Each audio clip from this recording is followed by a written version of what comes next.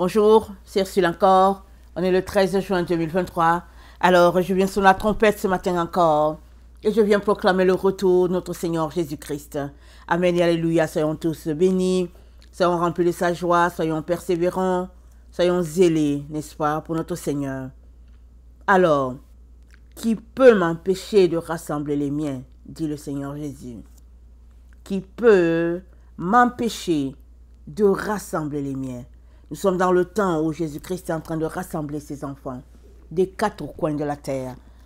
Et ces vrais enfants entendent sa voix et ils accourent. Amen. Ils accourent. Voilà pourquoi Jésus dit, personne ne peut l'empêcher de rassembler ses enfants. Amen. Il dit, mes brebis entendent ma voix. Elles ne suivent pas un autre.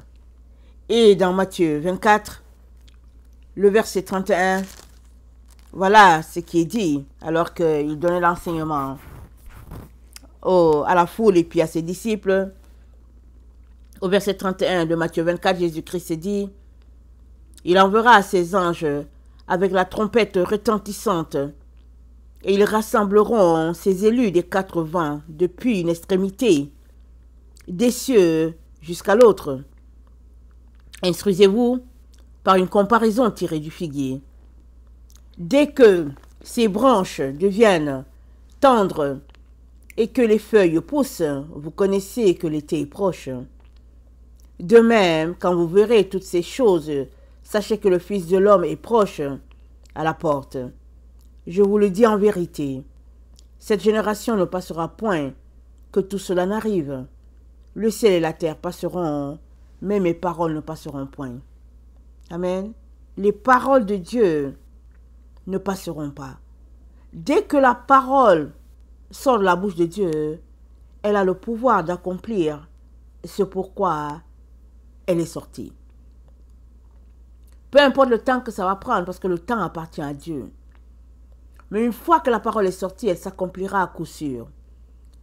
Il y a des prophéties qui sont sorties depuis des siècles. La plupart sont accomplies. Il y a d'autres encore qui ne sont pas encore accomplies. Mais elles vont finir par s'accomplir. Comme les autres qui se sont accomplies. Parce que la parole de Dieu a en elle le pouvoir de sa réalisation. Amen. Nous sommes donc dans ce temps-là où, oui, il nous faut nous préparer. Oui, il faudrait être très vigilant.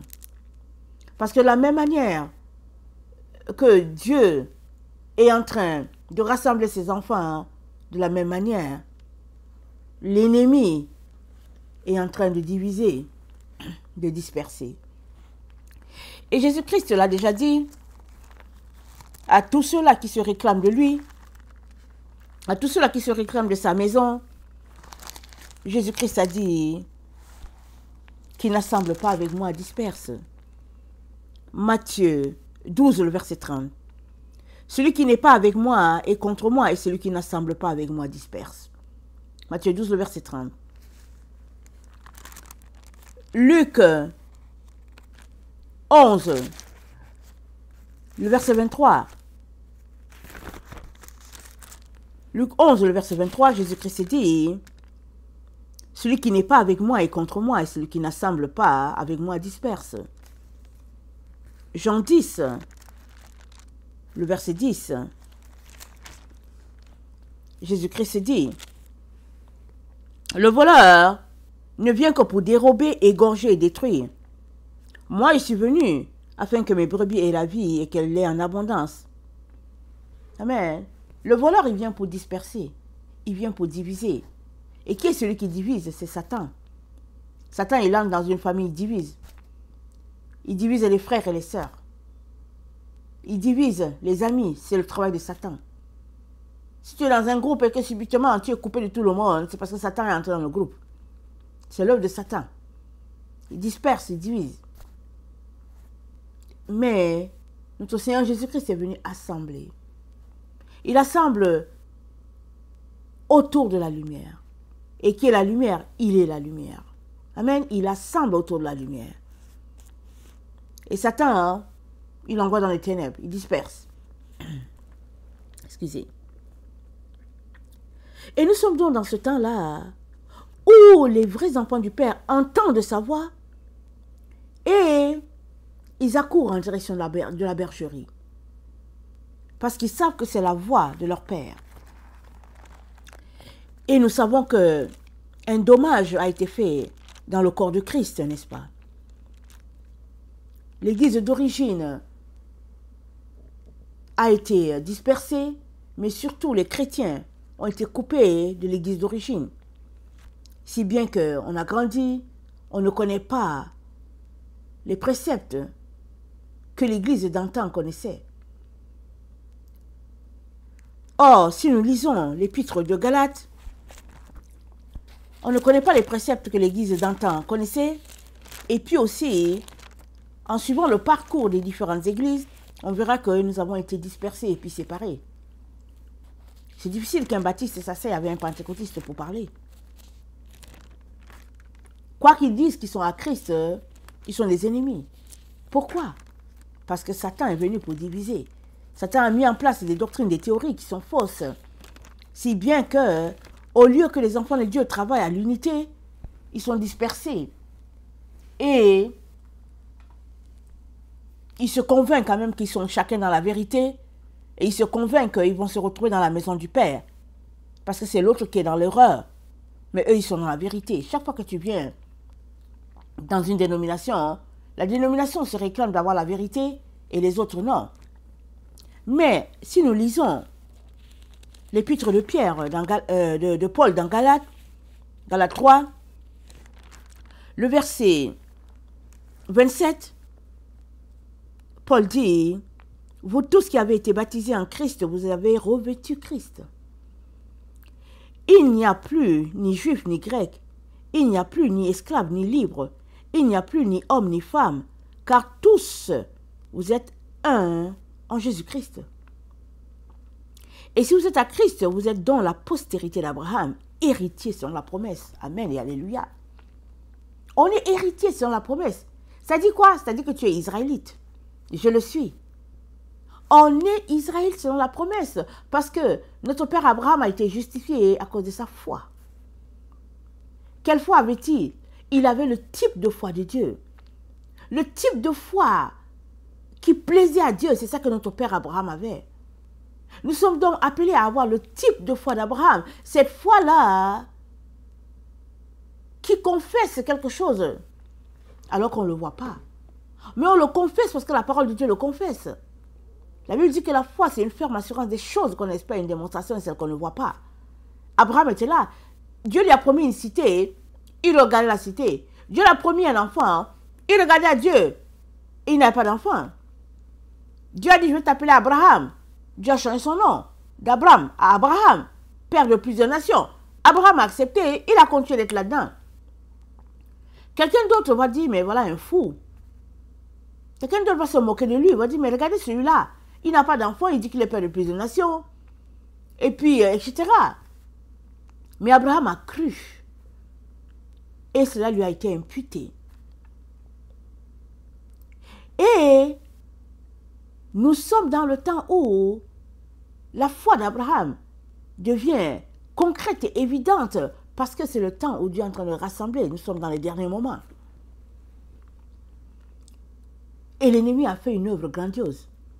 Il est venu séparer tous ceux-là qui ont donné leur vie à Jésus en leur disant que, au fait, qu'ils ne sont pas frères avec les Israélites, en leur disant qu'il y aura un enlèvement pour eux et qu'après ils vont revenir.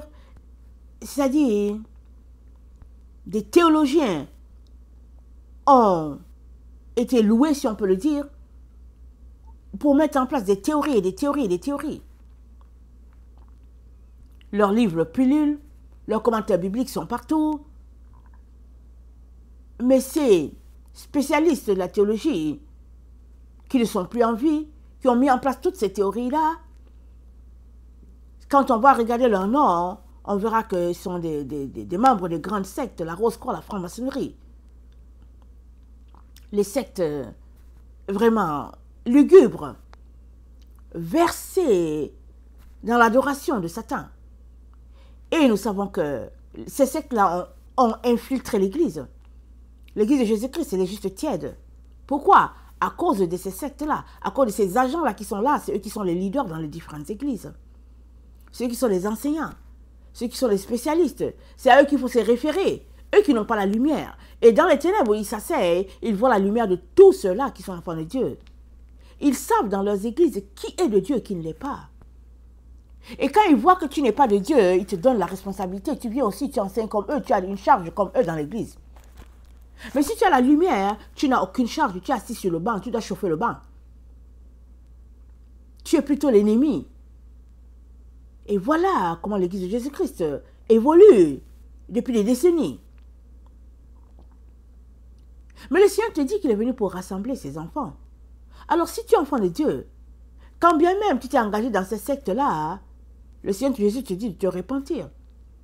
Va devant lui, dans les pleurs, les larmes, crie à lui, il va t'aider. C'est parce que tu es dans l'ignorance que tu t'es embarqué dans cette voie-là. Mais si tu apprenais à t'humilier, à devenir petit, Dieu t'accueillerait en réalité dans sa maison. Et il enlèverait toutes les souillures, parce qu'il dit, si nous confessons nos péchés, il est fidèle et juste pour nous pardonner et pour nous purifier de toute iniquité. Donc, le point de départ, c'est de reconnaître ton état et maintenant de rentrer en toi-même et de confesser tout ce que tu as fait, tout ce que tu as dit. C'est de dénoncer, c'est-à-dire c'est te dissocier de tout ce dans quoi tu t'es engagé et qui était ténébreux. Alors que tu te sépares de ces choses-là, Dieu t'accueille dans sa lumière. Amen. Nous sommes donc dans ce temps-là où tous ceux-là qui sont à Christ sont en train d'être assemblés dans une seule bergerie. La bergerie dont Jésus-Christ a parlé. Dans Jean 10, il a dit, le verset 16, il a dit, j'ai encore d'autres brebis qui ne sont pas de cette bergerie. Celles-là, il faut que je les amène. Elles entendront ma voix. Et il y aura un seul troupeau, un seul berger. Est-ce que tu as vu qu'il y a 1000 troupeaux? Il y a un seul. Alors si tu n'es pas capable d'adorer avec ton frère, ta soeur d'une autre dénomination, il y a un problème. Ça veut dire que tu n'es pas compté dans la bergerie. Parce que tous ceux qui sont dans la bergerie sont un devant leur maître Jésus-Christ, qui est le seul et l'unique. C'est lui le bon berger, le seul berger. Alors, que devons-nous faire là où nous sommes? Nous sommes appelés à épouser parfaitement le plan de Dieu, le plan du salut de Dieu. Parce que il n'y a pas deux alliances, il y a une seule. Et si par le passé il y avait deux, Dieu a tout rassemblé en une seule. Regardons ce qu'il nous dit. Dans Ézéchiel 37, on a déjà apporté cela. Dans Ézéchiel 37, alors qu'il parle au prophète Ézéchiel et qu'il lui dit de prophétiser sur ces eaux-là, dans Ézéchiel 37, au verset 16, il dit, « Fils de l'homme, prends une pièce de bois et écris dessus, pour Judas et pour les enfants d'Israël qui lui sont associés. Prends une autre pièce de bois et écris dessus pour Joseph, bois d'Éphraïm, et de toute la maison d'Israël qui lui est associée. » Nous savons qu'Éphraïm, c'est l'enfant que Joseph a eu avec l'Égyptienne. Et nous savons aussi que Judas, c'est la descendance directe. C'est les patriarches. Alors, Éphraïm et Manassé ont pris la place demi-portion de leur frère, de leur père Joseph. Ils ont été intégrés, amen, aux 12 tribus. Ils ont pris demi-portion, ce qui fait que la portion de Joseph, c'était donc 1, puisque Joseph a subi au fait, une injustice et puis il a été isolé de ses frères. Et au verset 17, Dieu dit, rapproche-les, l'une et l'autre, pour en faire une seule pièce. Avant, nous savons que Israël n'avait pas le droit d'épouser les femmes étrangères. Mais parce que Joseph a été isolé et que le pharaon lui a donné, je ne sais pas si c'était le pharaon ou Potiphar, on lui a donné une femme égyptienne. Alors, une fois rassemblé avec ses frères, peut-être qu'ils auraient peut-être demandé que la femme soit renvoyée, s'il marchait selon la tradition. Mais une grâce a été accordée à Joseph. Son père a plutôt béni les enfants. Il les a reçus. La femme égyptienne a été reçue, elle a été bénie. Et lorsque Joseph n'était plus là et qu'il devait quitter la terre et tout, je veux dire, quand il devait quitter la terre d'Égypte et puis aller sur la terre promise, à un coup de route, il y a eu la chicane. Et puis Ephraïm s'est séparé. Il s'est séparé et bon, X raisons, mais Dieu les a rassemblés. Et il dit, par la bouche de son prophète Ézéchiel, qu'il n'y aura plus une séparation entre les deux. Il n'y aura pas des histoires. Il dit, ça devient un seul peuple à nouveau. Il n'y a pas ces racines là, de peuples qui viennent d'ailleurs et tout. C'est un seul peuple à nouveau. Il dit, mais lorsque les gens vont te demander, mais est-ce que tu ne vas pas nous expliquer ce qui se passe? Le verset 19, réponds-leur, ainsi parle le Seigneur l'Éternel, voici, je prendrai le bois de Joseph, qui est dans la main d'Éphraïm, et les tribus d'Israël qui lui sont associées, je les joindrai au bois de Juda, j'en formerai un seul bois, en sorte qu'il ne soit qu'un seul dans ma main. Verset 21, voici, je prendrai les enfants d'Israël du milieu des nations, où ils sont allés, je les rassemblerai de toutes parts, et je les ramènerai dans leur pays. Je ferai d'eux une seule nation dans le pays. Dans les montagnes d'Israël, ils auront tous un même roi. Ils ne formeront plus deux nations. Ils ne seront plus divisés en deux royaumes. Ils ne se souilleront plus par leurs idoles, par leurs abominations et par toutes leurs transgressions.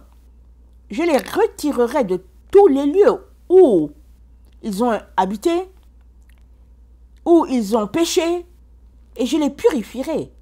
Et ils seront mon peuple, et je serai leur Dieu. Mon serviteur David sera leur roi. Et ils auront tous un seul pasteur. Ils suivront mes ordonnances. Et ils observeront mes lois et les mettront en pratique. Il y aura un seul peuple, une seule nation. Tu es dedans si tu as donné ta vie à Jésus. Maintenant, si tu te laisses prendre par le piège dans lequel les églises de notre temps ont été prises, tu es tout simplement en train de t'isoler. Maintenant, tu peux dire que ce n'est pas de ma faute, j'ai donné ma vie à Jésus, j'ai intégré une église. Tu peux dire que ce n'est pas de ta faute, mais c'est ta faute pareil, parce que c'est ta responsabilité de lire la Bible. C'est ta responsabilité d'étudier les Écritures. Maintenant, si tu fais partie des gens qui pensent que eux, leur travail à eux, c'est d'aller travailler à la banque, et à la fin du mois, c'est de donner leur dîme à quelqu'un qui vient les enseigner pendant 30 minutes, si tu es de ce groupe-là, c'est dommage. Tu ne te plaindras pas. Parce que nulle part, c'est dit que c'est ça qu'on doit faire. Dieu a dit à Josué que ce livre de la loi ne s'éloigne pas de ta bouche. Médite-le jour et nuit pour agir fidèlement selon tout ce qui est écrit. C'est alors que tu réussiras dans tes entreprises. C'est alors que tu auras du succès dans ce que tu entreprendras. Pourquoi? Parce que alors que tu étudies la loi, la vérité de Dieu vient à toi, sa lumière dirige tes pas, et Et tu marches selon le plan de Dieu, non selon le plan des hommes. Mais si tu t'es laissé prendre au piège dans lequel la plupart des églises se retrouvent, alors c'est ça ta faute. Parce que l'illusion est présentée comme vérité. Si bien que c'est prôné que une fois que tu donnes ta vie à Jésus, tu n'as plus besoin de rien, tu es sauvé. Tu ne fais plus aucune tâche, rien. Et quand tu te retrouves dans les réunions de prière, tu ne pries même pas pour toi, tu pries pour les autres, parce que tellement tu es convaincu que tu n'as pas de faute. C'est quand même terrible ce qui a été fait à l'église de Jésus-Christ. Il y en a qui vont dans les réunions de prière pour prier pour les autres, pour pointer les péchés des autres. Les gens sont chez eux, il y en a qui pointent leurs péchés dans les réunions de prière. Oui, prions pour telle personne, il a fait ceci, il a fait cela. Mais ce n'est pas ça que la Bible dit. La Bible dit de prier pour toi. La Bible dit de rentrer en toi-même, de rentrer dans ta chambre, de fermer les portes et les fenêtres et d'aller devant Dieu pour prier, pour pleurer. Et il va t'entendre dans le secret. C'est ça que c'est dit. Ce n'est pas dit d'aller quelque part pour prier pour quelqu'un d'autre et puis exposer la vie des autres. Pourquoi? Pour dire que ta vie est correcte et puis c'est la vie des autres qui ne l'est pas.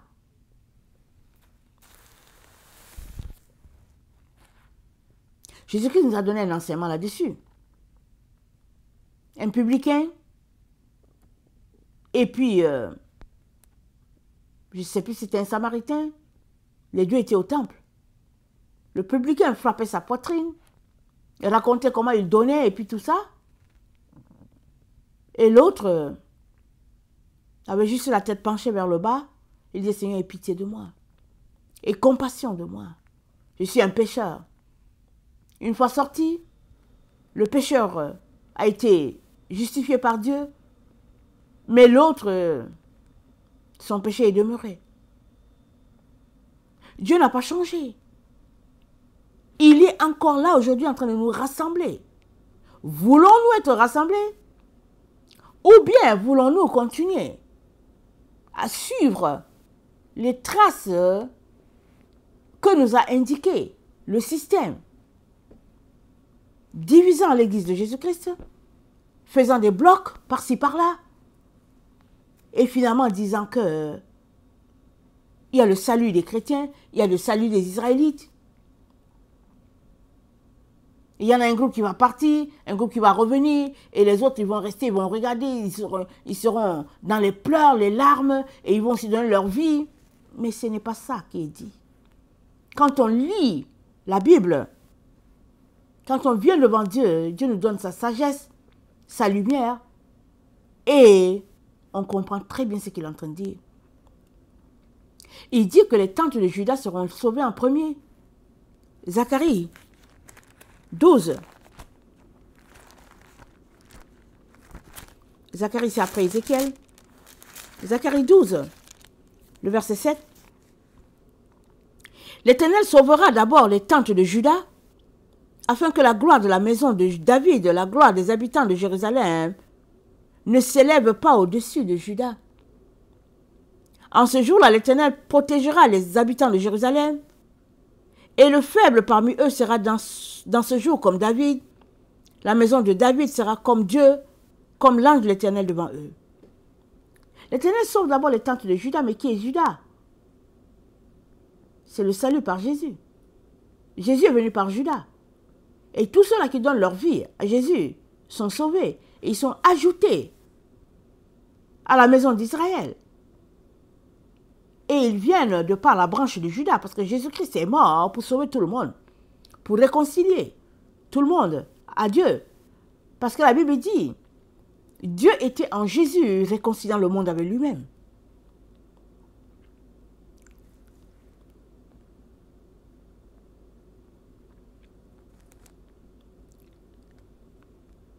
Dans 2 Corinthiens 5, le verset 17,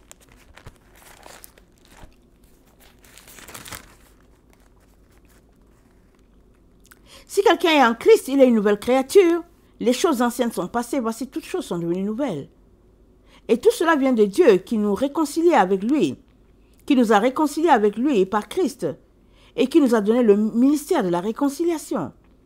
Car Dieu étant en Christ réconciliant le monde avec lui-même, en n'imputant point aux hommes leurs offenses, il a mis en nous la parole de la réconciliation. Nous faisons donc des fonctions d'ambassadeurs pour Christ, comme si Dieu exhortait par nous, nous vous en supplions au nom de Christ, soyez réconciliés avec Dieu. Nous sommes réconciliés avec Dieu par Judas, c'est-à-dire par la branche de... Nous sommes réconciliés avec Dieu par Jésus, c'est-à-dire par la branche de Judas. Voilà pourquoi c'est dit que Dieu va sauver d'abord, il va d'abord sauver la maison de Judas. Dans Jérémie 31, le verset 31, voici les jours viennent, dit l'Éternel, où je ferai de la maison d'Israël et la maison de Juda une alliance nouvelle, non comme l'alliance que je traitais avec leur père, le jour où je les saisis par la main pour les faire sortir du pays d'Égypte, alliance qu'ils ont violée. Quoique je fusse leur maître, dit l'Éternel, mais voici l'alliance que je ferai avec la maison d'Israël. Après ces jours-là, dit l'Éternel, je mettrai ma loi au-dedans d'eux. Je l'écrirai dans leur cœur. Je serai leur Dieu, ils seront mon peuple. Celui-ci n'enseignera plus son prochain, ni celui-là son frère, en disant connaissez Dieu, en disant connaissez l'Éternel. Car tous me connaîtront, depuis le plus petit jusqu'au plus grand, dit l'Éternel.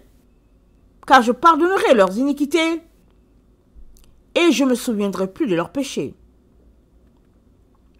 Ainsi parle l'Éternel, qui a fait le soleil pour éclairer le jour, qui a destiné la lune et les étoiles à éclairer la nuit, qui soulève la mer et fait mugir les flots, lui dont le nom est Éternel des armées. Si ces lois viennent à cesser devant moi, dit l'Éternel, la race d'Israël aussi cessera pour toujours d'être une nation devant moi. Ainsi parle l'Éternel, si les cieux en haut peuvent être mesurés, si les fondements de la terre en bas peuvent être sondés, alors je rejetterai toute la race d'Israël, à cause de tout ce qu'ils ont fait, dit l'Éternel. Voici les jours viennent, dit l'Éternel, où la ville sera rebâtie en l'honneur de l'Éternel.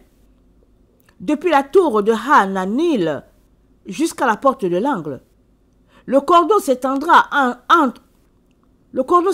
encore vis-à-vis jusqu'à la colline de Gareb et fera un circuit du côté de Goad, toute la vallée des cadavres et de la cendre et tous les champs jusqu'au torrent de Cédron, jusqu'à l'angle de la porte des chevaux à l'Orient, seront consacrés à l'Éternel et ne seront plus à jamais ni renversés ni détruits. Ne seront plus jamais ni renversés ni détruits. Parce que Dieu est en train de rassembler et il a décidé qu'il y aura un seul peuple, mais surtout il a décidé que c'est le temps. Il dit, c'est une alliance nouvelle, verset 31 de Jérémie. Verset 32, non pas comme une alliance que j'ai traitée avec leur père. Il dit non, pas comme cette alliance-là. Cette alliance-là, ils l'ont violée. Il dit, mais l'alliance que je fais avec l'humanité aujourd'hui, c'est que ma loi est placée dans le cœur des humains. Pour une relation d'intimité avec Dieu, tout est là dans ton cœur. Si, du moins, tu as décidé de nettoyer les ordures en dedans, alors tu pourras tisser ta relation solide avec ton Dieu. Mais si tu n'es pas en train de nettoyer la saleté qui est en dedans, tu seras tout simplement emporté dans l'égarement, dans l'illusion. Et Dieu ne veut pas cela pour toi. Et aujourd'hui, il vient t'interpeller, te ramener à l'ordre pour te dire, on est dans le temps où Dieu réconcilie toute l'humanité à lui-même. Parce qu'on est dans le temps où il est en train de rassembler son peuple dans la deuxième bergerie. Et tous ceux-là qui acceptent d'être rassemblés seront unis à Dieu et ils seront unis à ceux de la première bergerie.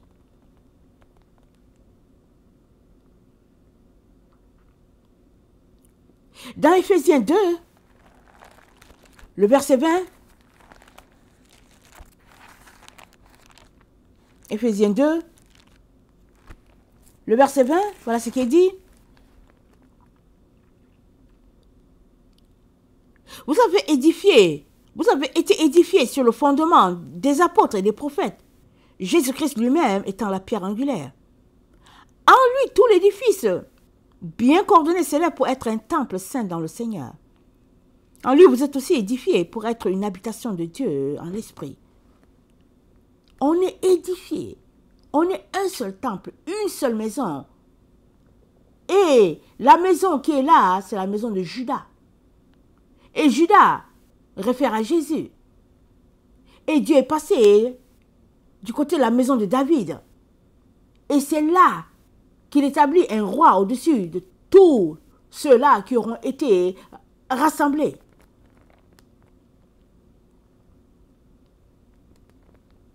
Et dans Éphésiens 2, le verset 11, voilà ce que l'apôtre Paul nous dit. C'est pourquoi vous autrefois païens dans la chair, appelés incirconcis, par ceux qu'on appelle circoncis, et qui le sont en la chair par la main d'homme, souvenez-vous que vous étiez en ce temps-là sans Christ, privés du droit de cité en Israël, étrangers aux alliances de la promesse, sans espérance et sans Dieu dans le monde. Mais maintenant, en Jésus-Christ, vous qui étiez jadis éloignés, vous avez été rapprochés par le sang de Christ. Car il est notre paix, lui qui des deux n'en a fait qu'un, et qui a renversé le mur de séparation, l'inimitié, ayant anéanti par sa chair la loi des ordonnances dans ses prescriptions, afin de créer en lui-même avec les deux un seul homme nouveau en établissant la paix, et de les réconcilier l'un à l'autre en un seul corps avec Dieu par la croix, en détruisant par elle l'inimitié. Il est venu annoncer la paix à vous qui étiez loin et la paix à ceux qui étaient près. Car par lui, nous avons les uns et les autres accès auprès du Père dans un même esprit. Nous avons accès auprès du Père dans un même esprit. Que tu sois israélite, que tu sois chrétien de quelle planète de la terre, nous sommes assemblés, unis en Dieu, en un seul esprit. Il n'y a pas un premier enlèvement pour les chrétiens et puis un autre pour les Israélites. Il n'y a pas une église pour les chrétiens, une église pour les Israélites. Il n'y en a pas. Il y a un seul. Il y a un seul Dieu. Il y a un seul Sauveur, un seul baptême, une seule foi, un seul Saint-Esprit. Il y a un, c'est tout. Et on vient de le lire. Jésus-Christ est venu enlever le mur. Il a banni l'inimitié. Il n'y en a plus. Mais si toi tu le maintiens, c'est toi qui as un problème.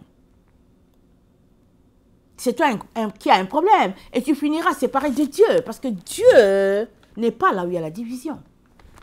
Dieu a décidé d'unir. Et tous ceux-là qui suivent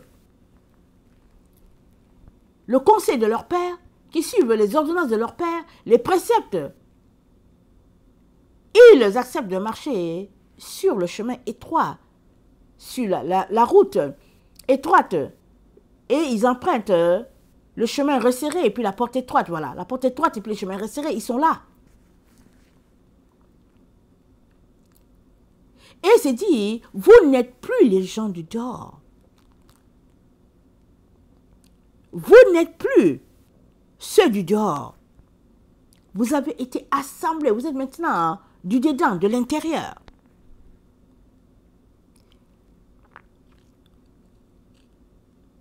Parce que Jésus-Christ a renversé le mur de la séparation. Il l'a renversé. Ça n'existe plus.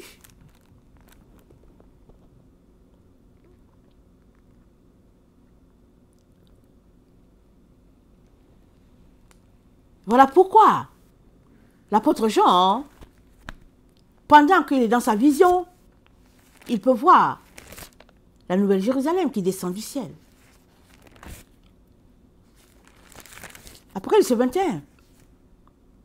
Puis je vis un nouveau ciel, une nouvelle terre, car le premier ciel et la première terre avaient disparu, et la mer n'était plus. Et je vis descendre du ciel d'auprès de Dieu la ville sainte, la nouvelle Jérusalem, préparée comme une épouse qui s'est parée pour son époux.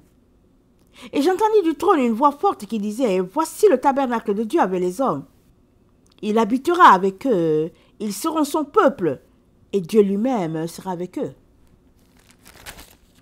Il essuiera toute larme de leurs yeux, et la mort ne sera plus, et il n'y aura plus ni deuil, ni cri, ni douleur, car les premières choses ont disparu.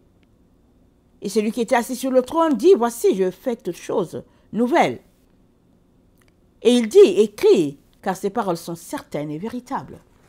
Dieu fait toutes choses nouvelles. Quand?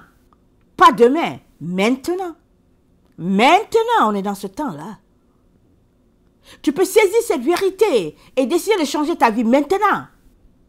Ou bien, tu peux demeurer dans le leurre et puis périr. Dès que Dieu décide. Parce que tous ceux-là qui ne sont pas en train d'assembler avec Jésus, ils sont en train de disperser. Et ils périront dans le chaos. Parce qu'ils n'ont pas accepté que le bâton de Dieu les rassemble.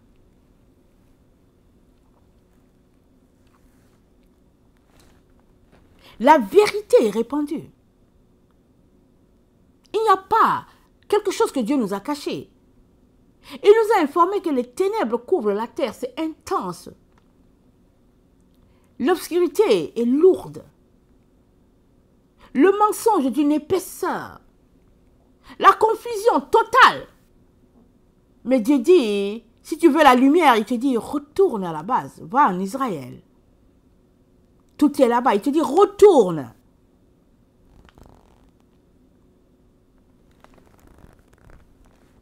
Isaïe 60.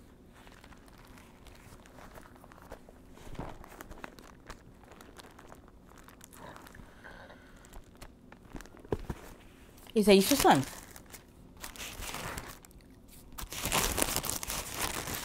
Lève-toi et sois éclairé, car la lumière arrive, car ta lumière arrive. Et la gloire de l'Éternel se lève sur toi. Voici, les ténèbres couvrent la terre, et l'obscurité les peuples, mais sur toi l'Éternel se lève.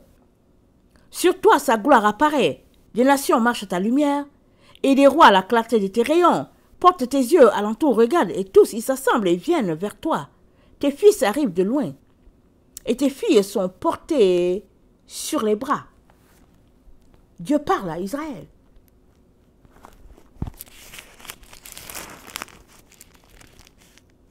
Plusieurs ont dit que l'Église a remplacé Israël. Et ils ont fait une théorie qui divise, une théorie qui sépare. Mais Dieu n'a jamais renvoyé Israël. Il ne s'est jamais séparé d'Israël. Jamais, jamais. Dans Isaïe 50, il dit, « Où est la lettre de divorce par laquelle j'ai répudié votre mère? Ou bien auquel de mes créanciers vous ai-je vendu? Voici, c'est à cause de vos iniquités que vous avez été vendus. Et c'est à cause de vos péchés que votre mère a été répudiée. Je suis venu, pourquoi n'y avait-il personne? J'ai appelé, pourquoi personne n'a-t-il répondu? Ma main est-elle trop courte pour se racheter? N'ai-je pas assez de force pour délivrer? Par ma menace, je dessèche la mer, je détruis. Non, j'ai réduit les fleuves en désert. Leurs poissons se corrompent, faute d'eau, et ils périssent de soif. Dieu n'a jamais divorcé Israël. Il l'a répudié à cause de ses péchés. Ça veut dire quoi?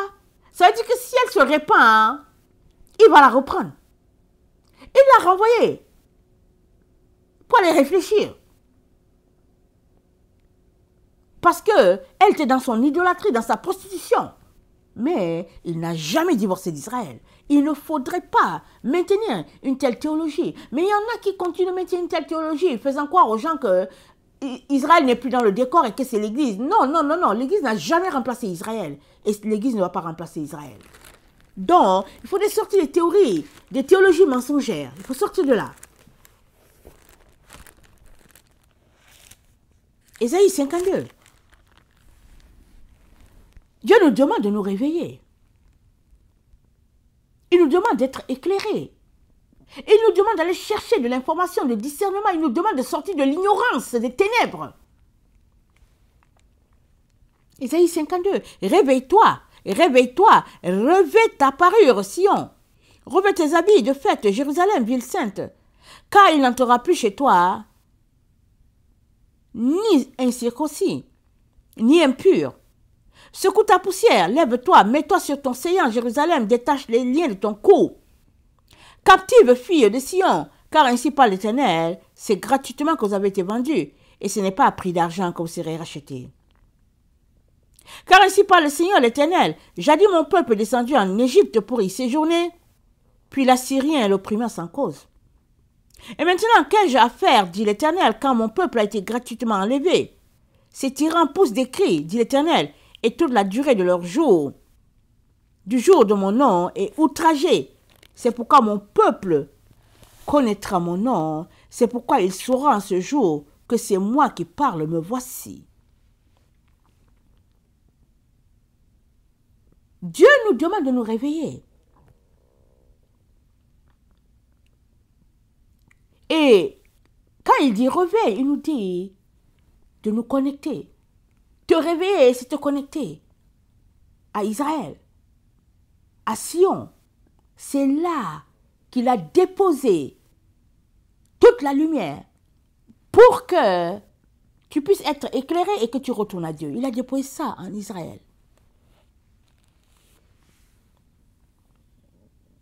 On est dans ce temps où des quatre coins de la terre, Dieu rassemble ses enfants. Et les Israélites d'origine écoutent. Ils viennent vers la maison du Père. Et ceux qui ne sont pas Israélites écoutent. Ils vont dans la maison du Père. Parce que il y aura un seul peuple. Parce que on n'entendra plus parler de grâce. C'est fini ça. Ce temps est tout simplement le temps où la porte de la grâce se ferme. On est dans ce temps. On est dans le temps de Romains 11, le verset 25. Romains 11, le verset 25.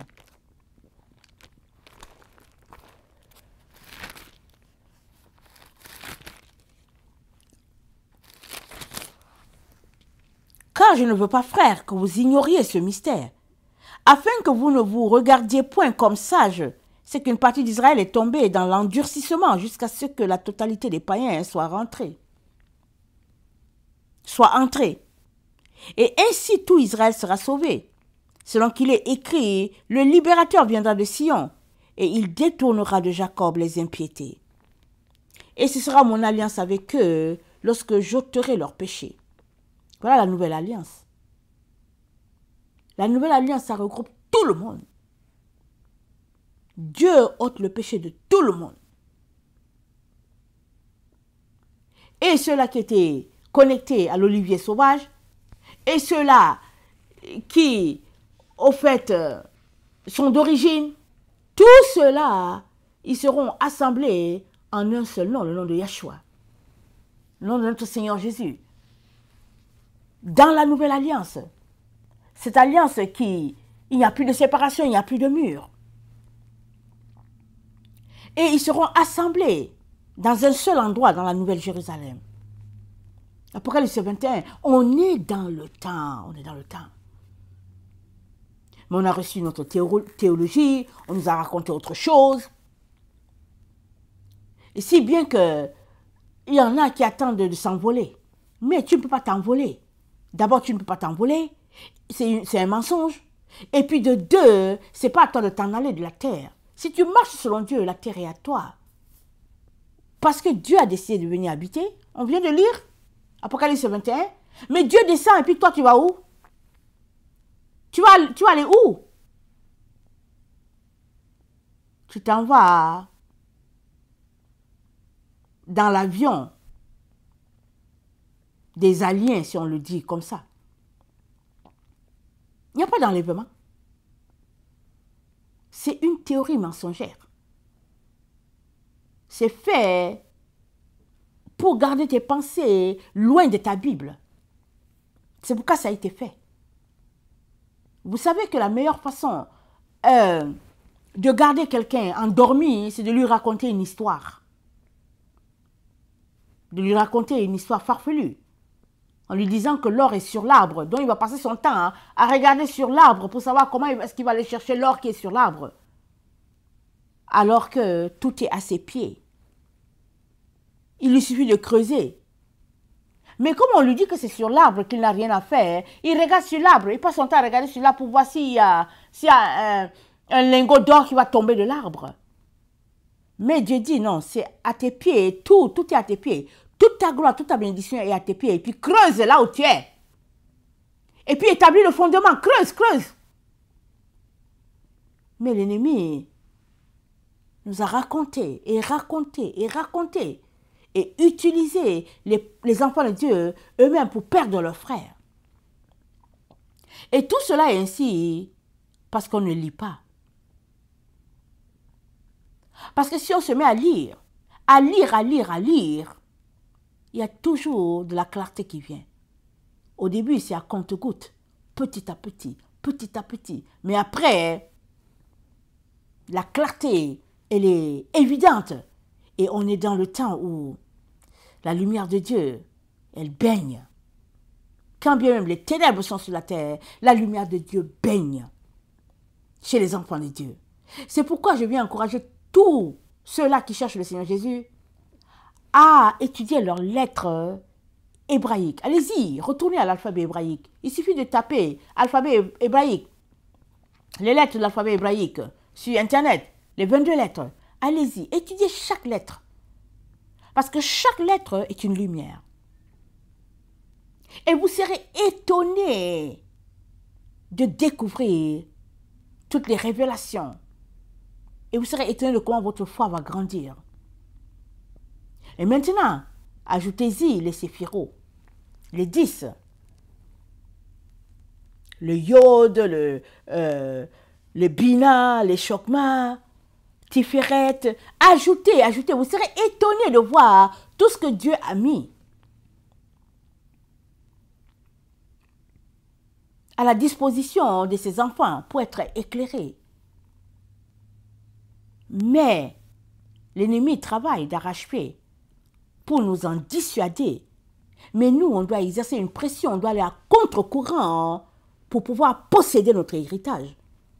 Jésus-Christ est mort, il est ressuscité et il nous a donné l'héritage éternel, la vie éternelle. Et tout comme dans la Genèse, le cœur de Adam a été détourné du chemin, le cœur de plusieurs sont détournés aujourd'hui sur la terre. Ils cherchent Dieu, ils croient, et dès qu'ils embrassent le chemin d'une église, c'est fini, ils sont détournés carrément. Et la confusion est maintenue. Et Jésus-Christ, aujourd'hui, vient t'encourager à sortir de là. Sors des mensonges. Établis-toi pleinement en Jésus-Christ. Choisis de creuser. Va dans la fondation. Creuse. Parce que tu es le temple du Saint-Esprit. Et la Nouvelle Jérusalem est déjà descendue.